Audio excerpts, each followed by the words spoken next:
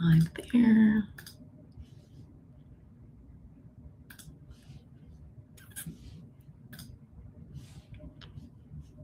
All right. Hello. I want to start today by naming something that is probably happening to you right now, whether you're aware of it or not. And that is that someone somewhere in this industry, someone's looking at your materials. Maybe it's a casting director who's scrolling through submissions that either you made or your representative made. Maybe it's an agent or a manager who's scanning profiles. Maybe it's a producer who heard your name and decided to look you up. And in roughly 30 seconds, that person is forming a story about you. Not a story that you told them, a story that they are assembling from what they can see. Whether it's your headshot, your reel, your resume, your casting profile, whatever comes up when they type your name into Google. And based on that story, the one they built in 30 seconds without ever meeting you, they are making a decision. Move forward with this person, call this person in, or move on. Most actors have never stopped to think about what that story actually is. They know what they intend for it to be. They know what they think it is. They know what they meant when they chose that headshot. They know what their reel is supposed to be communicating, but they've never sat down and actually asked, what is someone who doesn't know me actually seeing when they look at this? And that gap, the gap between what you mean and what actually comes across, is shaping your career. Clip that. So today we're going to close that gap. And I want to say something that I think is important before we go any further, because the title of this episode includes the words how to change it, and I don't want that to land wrong. We're not changing who you are. We're not putting on a mask. We're not manufacturing some version of yourself that's designed to trick the industry into paying attention to you. What we're doing is removing the noise, the mixed signals, so that who you actually are can come through clearly. Because for most of us, the problem isn't that we need to become someone different. The problem is that who we are already is not actually getting through. This is episode 14 of Powerhouse Conversations: what the industry sees when it looks at you and how to change it without changing who you are. So let's get into it. So I want to address something else before we go further. There's a word that makes a lot of us as actors just kind of like uncomfortable. I mean, including myself. I don't really love it. That word is branding. And I get it. Branding sounds very corporate. It sounds like something that is manufactured in some meeting somewhere. It sounds like someone's going to tell you what color shirt to wear in your headshots and what font to use on your website and how to package yourself into some like neat little box that doesn't actually reflect who you feel like you are. And I don't think that's necessarily what branding means for us. So I'm not going to use that word today. The word I want to use instead is essence, because what we're really talking about is not some manufactured identity that you put on for the industry. We're talking about the truest, most specific, most alive version of who you already are as an artist, and whether the industry can actually see that when it looks at your materials. Clip that. Your essence is already there. You don't need to create it.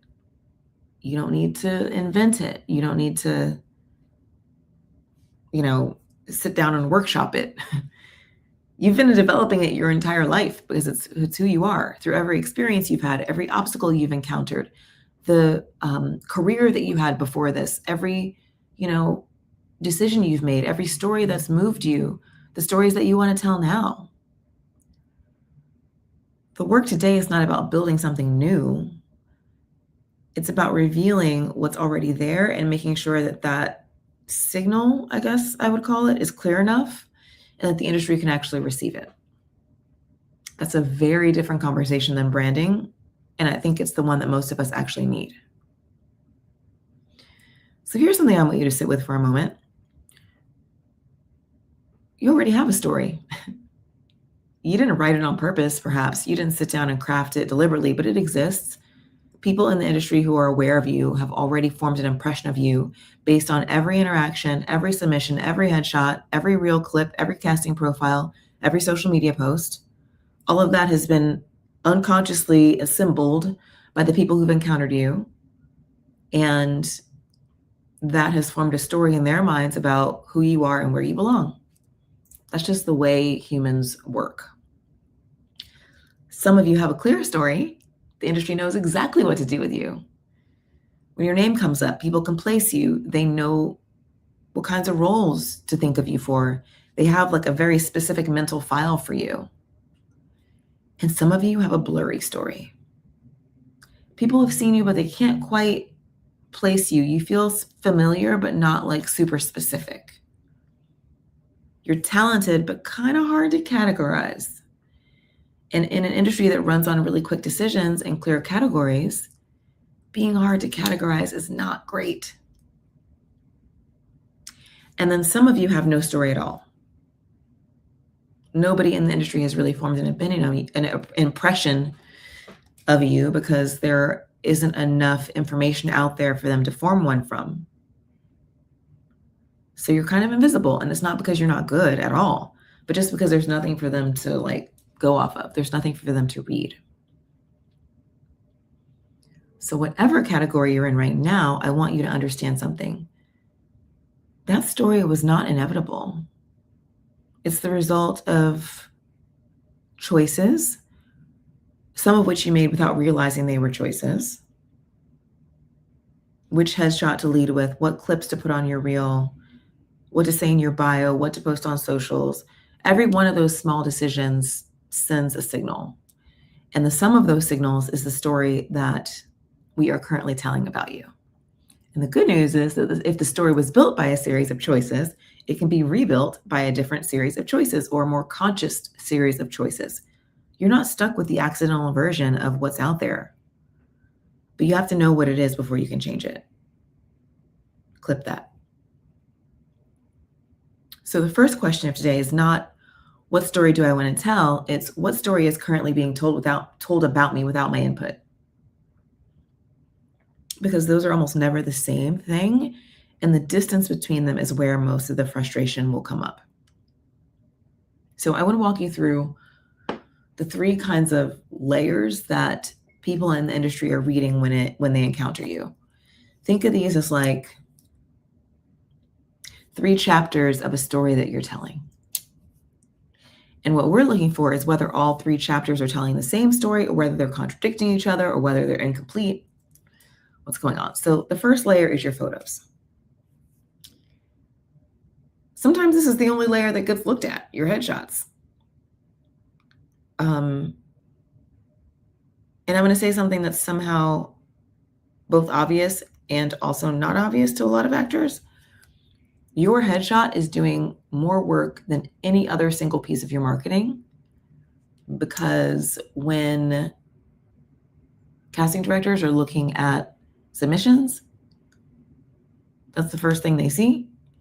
And it's often the only thing they see before making a decision about whether to click further. And it communicates an enormous amount of information in a fraction of a second.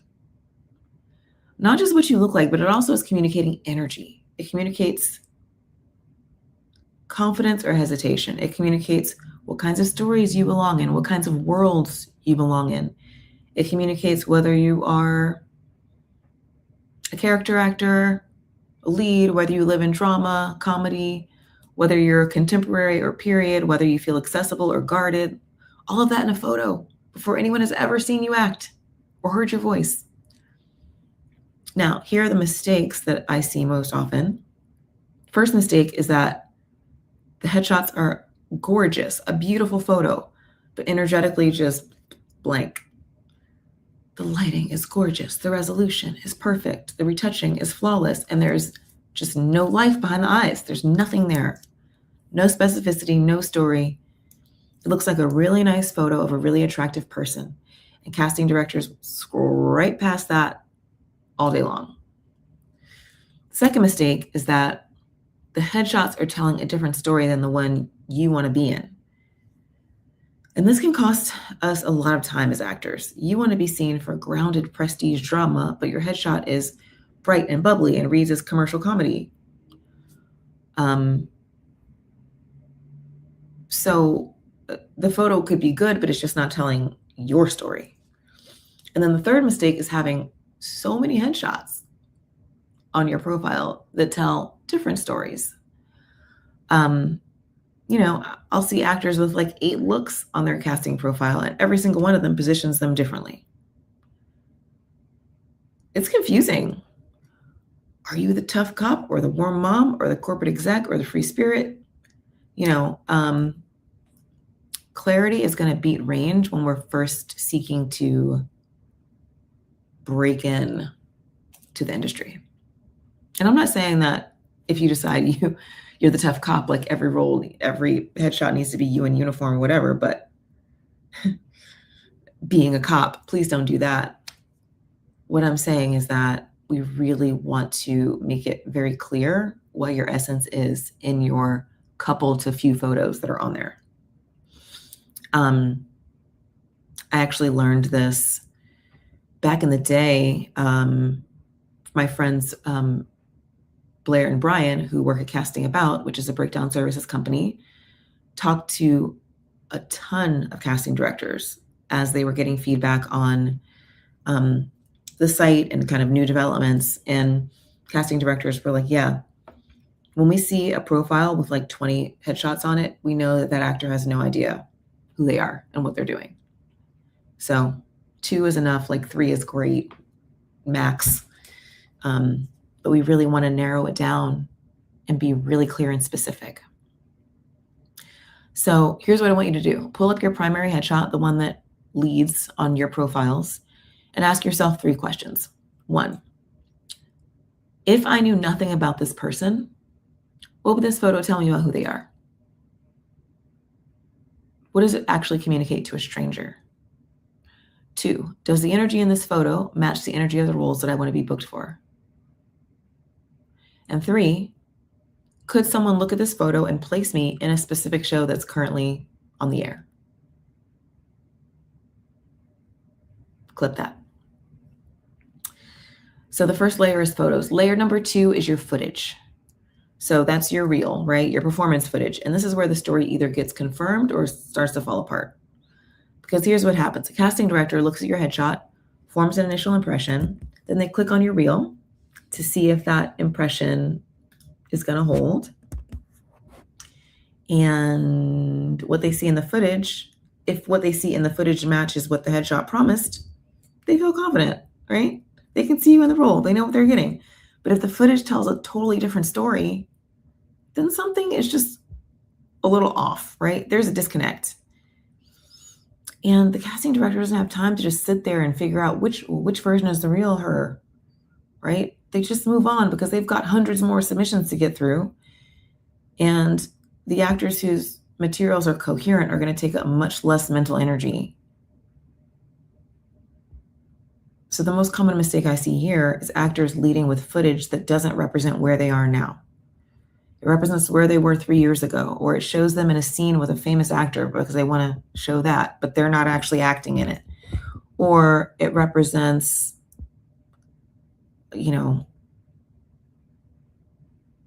really not their best work. They're better as an actor now. So it needs to tell a clear story. It needs to show you in the current version of your talent. So the questions to ask here are similar, right? Does my footage match the story that my headshot's telling? If someone watched the first 30 to 60 seconds of my reel, would they know exactly what I do? Is the quality of the footage at the level of projects I want to be working on? If the production quality is sending a signal about what tier you're in, we need to really think about that too, right? If you're trying to be seen for network TV and your reel is mostly student films with really poor sound, that's going to be a problem. So layer 1, headshots. Layer 2, performance footage. Layer 3 is your profile story. And I kind of think of this as like your online presence. So that's everything else. Your bio, what's on your casting profiles, your social media presence, your website if you have one, all of the context around your headshot and your reel. And I'll tell you, people in the table have created a really conscious online presence and literally been offered roles just because of what people found about them online. This is oftentimes where that accidental story gets written, though, because a lot of us will set up a profile once and then never go back to them. And over time, all of the stuff that's online about us is telling a story that doesn't really reflect where we're going. It reflects rather this kind of scattered history of where we have been and what we have done. So I teach this whole framework for auditing your casting profiles inside the table, and we're going to eliminate clutter. We're going to organize your resume by strategy instead of just chronology. We're going to create an amazing bio.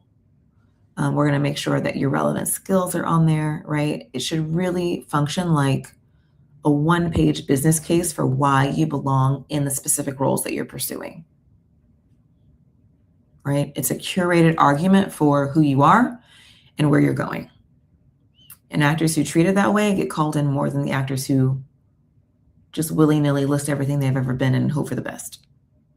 Clip that. Okay, so if you're feeling a little overwhelmed right now, like, oh my gosh, I have a lot of work to do, that is totally okay. This is a lot, and the point is not to think you need to overhaul everything tomorrow. The point is to start seeing your materials the way the industry sees them, which is probably very different from the way you've been looking at them or seeing them. And once you can do that, the specific changes become pretty obvious.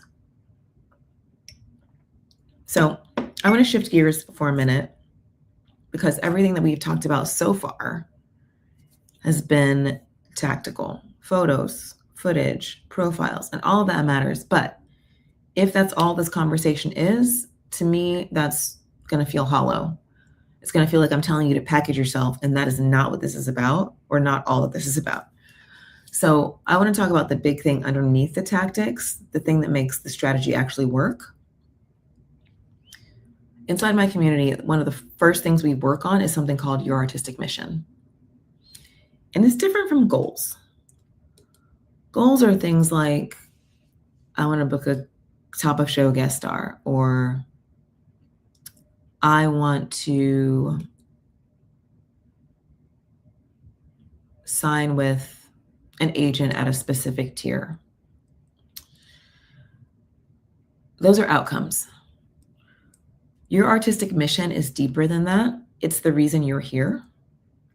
It's the reason that you chose this kind of insane but beautiful and impossible career in the first place. And when I do this work with actors, something really interesting happens. Actors who have been kind of struggling for a long time with this question of positioning, actors who could never figure out their brand, or who resisted every conversation about marketing because it felt like kind of selling out. Suddenly they have clarity, not because someone told them what color shirt to wear or to wear plaid, but because they reconnected with why they're actually doing this. And once the why is clear, the how starts to take care of itself. So let me explain what I mean by that. I mean that when your mission is really clear to you, your decisions around your positioning stop feeling like manipulation and start feeling like alignment. You're not asking, how do I trick this casting director into noticing me and calling me in? You're asking, how do I make sure the thing that I'm actually here to do is visible to the people who need to see it? That's a completely different industry, a completely different energy. And the industry can feel energy, can feel the difference. When we look at things, when we read things online, when we receive a message from someone, you can feel the energy behind it. And the actors who show up with clear positioning that's rooted in something real, something they care about, something that lives in their bones, those actors are magnetic. not because they have the best, most beautiful, bright headshots, but because the signal is clean. There's no noise there. There's no weird, tricky energy there. There's no performance of who they think you want them to be. There's just a clear, specific, grounded human who knows what they're here to do. So that's what it's supposed to feel like. Not like a costume, but rather like a mirror. So let's bring all this together. You know the industry is forming a story about you really fast, like in 30 to 60 seconds. You know there are 3 layers it's reading, and you know the foundation underneath all of it is your essence as an artist. So how do you close the gap between who you actually are and what the industry currently is seeing? I'm going to give you a simple sequence. And this works whether you're just starting out or whether you've been in the industry for years. And this is what we go into deeply inside the table. So step 1 is get clear on your essence. We're going to do the mission work. If you can't say in 1 or 2 sentences what you're here to do as an artist and what kinds of stories you're meant to tell, start there. Everything else is going to build from that. Step 2, you're going to audit your materials with really fresh eyes. We covered a bit of this in the last episode of Powerhouse Conversations. You can send your casting profile to people, ask them what story it tells, get some outside perspective. And then step 3, we're going to identify those gaps. Where is the story that your materials are telling different from the story that your essence wants to tell? Maybe your headshot's right, but your reels are outdated. Maybe your reel is really strong, but your online presence is kind of cluttered and all over the place. Maybe everything is kind of decent, but nothing is really specific enough to create a clear story. So name those specific gaps. And then step 4, you're just going to close one gap at a time. You do not need to overhaul everything at once. Pick the layer that feels most misaligned and fix that first, right? One layer at a time, deliberate, strategic. And then step 5, it's a good idea to reassess. Maybe every 6 months or so, because your essence doesn't change, but the way you express it through your materials will evolve as your career evolves. So make a practice of looking at your materials every so often and asking, is this still telling the right story? Like, have I really made sure that my profile still matches who I am and who my essence is? So that process is not super complicated. It just requires honesty. It requires the willingness to look at your materials the way that others look at them instead of the way you've been looking at them. So if you're sitting here and you're thinking, I do not think the story that others are seeing is the one that I chose, and you want help rewriting it deliberately, I'm going to describe the ways that we can work together. So there's the table.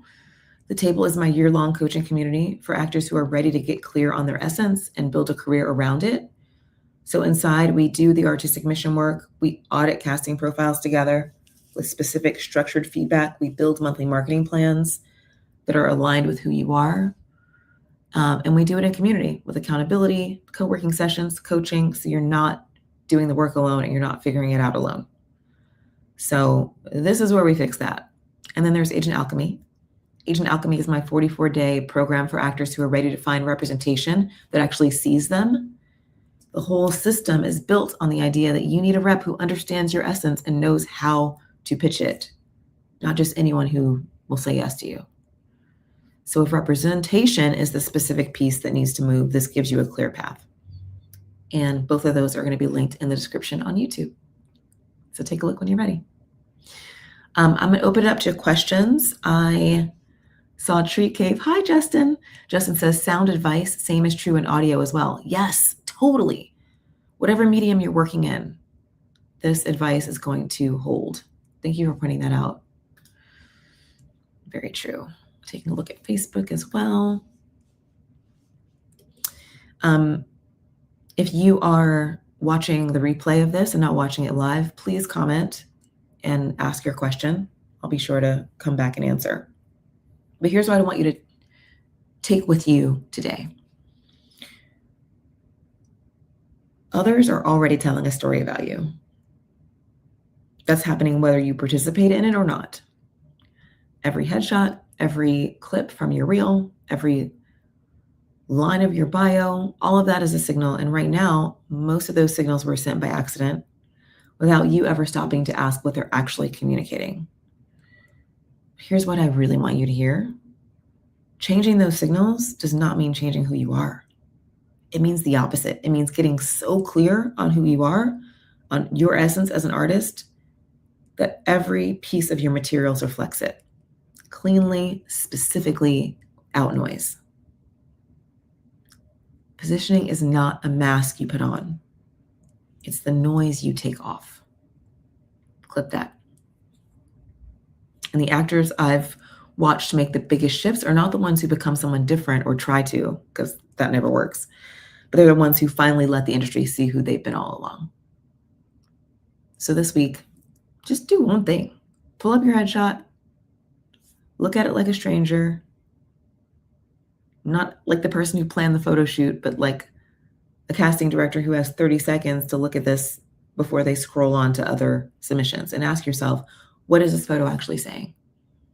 And is it the truth about who I am? And if the answer is yes, great. You're ahead of most other actors. And if the answer is no, you just found your next step.